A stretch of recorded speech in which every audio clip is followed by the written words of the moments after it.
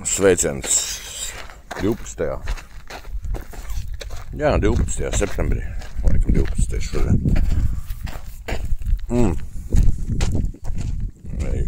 Rīta pastaigā. Nē, bet rīta fitnesā.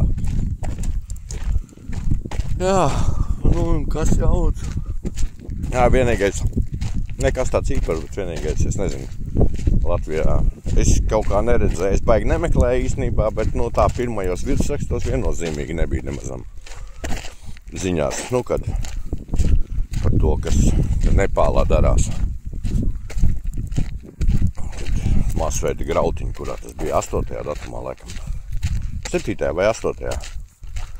pilsētā Katmandu. Tur valdība atkāpās visi.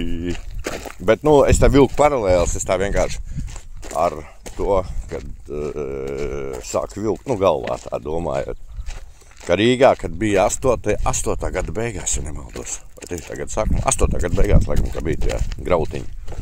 Tad salīdzinoši, ja mēs salīdzinām, tad, tie Rīgas grautiņi, tie bija tāda, nezinu, 2-gadīgi bērnu spēlīt ar tiem, kas notikās tur, tai Nepālā, Katmandu. Man te pilns TikToks ar video ir, kad, tur tas ir vienkārši, kad tā jaunā paudze, kad,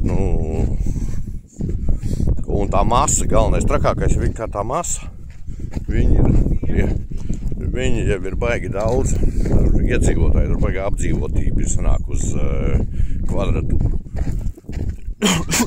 Un līdz ar to pūli apturēt, tas jau ir gan neiespējami, lai gan beigās jau nomierināja, bet, tur, kad policija un armija iesaistījās. Bet tas jau bija, jau, cik tur pagāja, nezinu, dienu, ka viss tā pilsēta, viss bija diezgan pamatīgi pademulēts. Un galvenais iemesls, pats sākās viss ar to, kad izdomāja aizliegt valstī, sociālos tīklus slēdz, viss, 26, laikam. Un, protams, jaunieši ļoti neapmierināti ar to palika.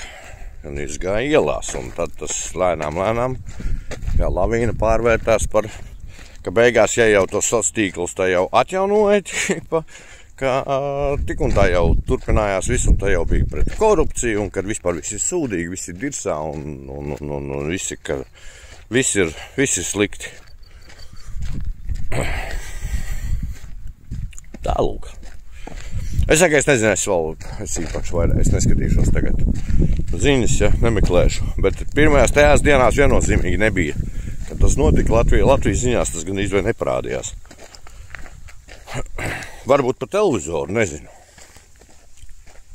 Labi, davai, priekā.